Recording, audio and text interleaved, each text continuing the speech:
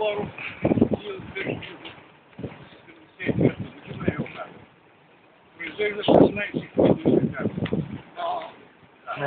Между които? 500 материала, които са кабели най-различни. Които има такива във вашия дом, много. За IT, за контакти, само за автомобили. Горе-долу имаме някаква информация, примерно алуминий, Телефонни кабели, съобщителни. толкова че знаем горе-долу, но можете да ни подават.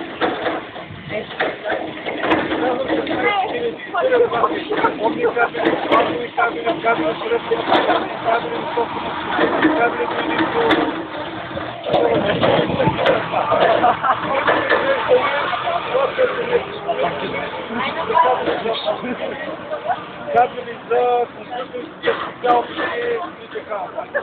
Тексто, изръзването и създаването. За 35 вата, нали? Това е мощно. Ние ги произвеждаме за... Той прояви си казва за 110 кг, 110 хиляди волта, даже не той е толкова дебел. И завода е направил един специален кабел, който не мога да видите. Ще ви разкажа за него. Той се намира нещо в калята Лотвали до остров Болшевик. Вътре има телефонни кабел, силов кабел за осветление и за консумация, плюс тръба за захранване с питейна вода. Така че правим такива специални кабели. Правим кабели също бронирани, които са за други обекти. Тук преди 2 години правихме един кабел. Количето, ако ви се приказва, ще ви се удаде на знала горе. Нямате никакви проблеми. Който кабел се очудахме защо го искаха зимата. Да го полагат, да се окаже, че технологията някъде в Сибира следната, на някакво езеро, което е със лед, много дебело е. Минават машините, полагат кабела в леда, пръзват го двата края, остават лош, като стъпи леда, кабела пустува на земята, няма копели, няма нищо. Така че има, освен производство, има някакви атракции, които са интересни. Това е, което мога да ви кажа. Разнообразието е изключително голямо. Завода е сертифицирали по системата за качество от 2001 от 2000 година. Абсолютно всичко се контролира от първия процес, първия елемент до последния.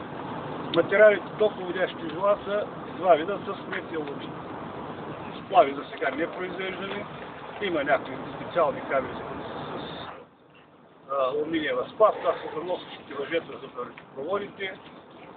И това са основните метали, които ползваме като топловодящи жила. Освен това ползваме изкопани елементи за брониране на кабели, които се ползват за места, където е по-условно за полагане в земята.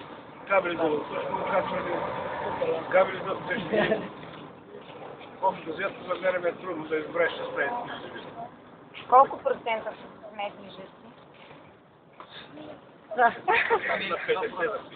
Защото от стари данни, които аз имам от времето на Васил Коларов, 95 е били тогава медни, а само 5 алумини.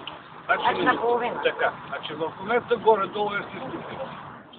Като се има предвид, че алуминия е 3 пъти по-лек от нефта, се изравняваме с... Значи като тонажи ние произвеждаме малко повече тонна алуминия, той е по-лек и се изравнява с нефта. Съсипто пол на алуминия е 3 пъти. Откъде внасяме алуминия? Алуминия отнасяме от Румъния, нефта от Турция, сега... И от България. Това ние уж имаме мед. Имаме, но... Медни залези, произвеждаме катоди, много малко. Катодите ги носиха в Белгия, оттам изтегляха златото и другите скъпоценни метали и ги връщаха тук за обработка. Сега разбрах, че в Тернопол... Да, върнаха в цялата Катодите, да, затварят всичко тук, много пари са внесли и катодите се произвеждат и остават в България. Две други предприятия си купиха инсталации за мен, сега ние сме правим проучване да си купим инсталации за мен, което ще произвежда някъде около 6000 тона. А колко теха работят?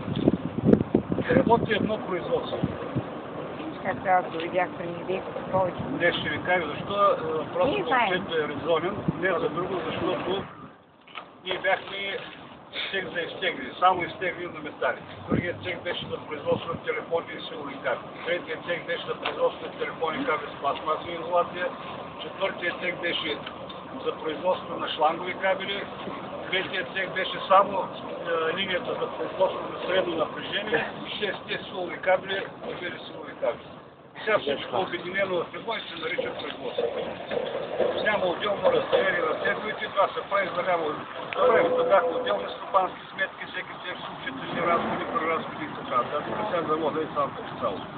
Естествено, в последните години, преди 1989 година, това е нашия изпълнителен директор, който разреши да влезете. Последните години преди събитията, завода беше около 2000 човека, заедно с институт и изчислителен център, което бяха в голямата сграда на трапезите. Завода командваше още 3 предприятия, това бяха Енергокабела София, която произвеждаха само по Балката метеорологи и те фалираха в Севлиево и в Смолян. Сега всеки е обединен за себе си, има си собствени играчи на пазара, конкуренция и така. Ама и много машини бяха продажени в Кипър. Да, и много машини бяха купени, в Кипър не бяха. Значи това е голяма заблуда. сериозна информация за Кипър. Да, казвам ви То официално, да, официално го казвате.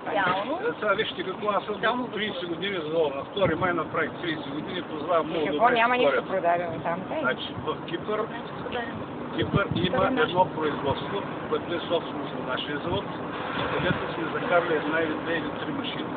И там работят. Които работят специфично за кипърския пазар. Другото, което много хора се заблуждават, тъй като динамиката и се разви толкова бързо, че стари машини ние ги бракувахме и ги нарязахме на скрап. Тук доста машини стари, защото те са неефективни и много енергоемки. Заради тях ще ги дадахме и се освободихме и вие ще видите, тук от 3-4 години сме купили 7-8 нови машини съвсем модерни. Последните са на няколко месеца, не повече. Просто заменяме с по-съвременни машини. Които не изискват толкова много работна ръка и които комбинират в себе си много процеси и които намалят разхода на енергия. Какво ще като говорите? Болицата е това сега. Изпълнителният директор участва във всички разговори с външни и чужди специалисти. Да, и истината е обаче, че средствата за масова информация това нещо много усилено го разпространяваха, така че не е крило. Нямаме намерение да спорим с средства. Аз това питам, да. Опровергаю, казвам и самата истина. Да, има машини, които са бургази и така, значи хубаво е така да напишете една статия по въпроса, за да не са говорили. Готово е. Бургази и масово... Статията е готова, госпожа. Знае това нещо. Да. Значи статията готова, нека. Готова е. И другото, което е, скоро, тук преди 2-3 години влязах в Бобото, това беше цех там за производство на телефонни кабели с хартиено-квартелна изолация, което ние го свихме и го преместихме в друго място. И хората тук, където са по територията на завода, питаха да завода работи. На това е гърба им. Който се интересува, намира начин. Който не се интересува... Ами, ако имате други въпроси, не знам то... Аз ви предлагам, ако имате въпроси, тук да ги зададете, защото производството е шумно и малко повече внимание трябва да ви... да поприпазя малко, защото наляво надясно ще видите... А за 20 км кабел в кара? Да? Може да ми обясните? 20 км, да, ще ви обясна. Кабела, като кабел, има няколко параметра. Нулото, което е подходящо, определя токовото натоварване. Защото ток може да мине през него, в ампери. Изолацията върху това жило определя напрежителното ниво. Дали ще е за 300, 500, 1000 волта, 20 кВ. Това е 20 кВ кабел. Се произвежда на ЦЦВ линия, така наречената ЦЦВ линия, която е полска и е купена 1983 година по лиценз на фирмата Станиславна електрика. Полска. Имаме 2 такива линии, миналата година възстановихме по-старата линия, сега възстановихме. Така, там става едновременно полагане на 3 слоя изолация. Първи полупроводящ, изолационен и втори полупроводящ. Едновременно 3. След което се слага екран от медни ленти и телови и накрая защитната огнителна кабел. Това е общо взето 10 или 20 кВ екран. пак ви казвам, изолацията определя напрежителното ниво. Ако е 10 кг, е по-тъмно. Ако е 20 е още по-дебело, ако е 110 кг, е толкова става изолацията. И аз почвам да се усещам. Да. Нали?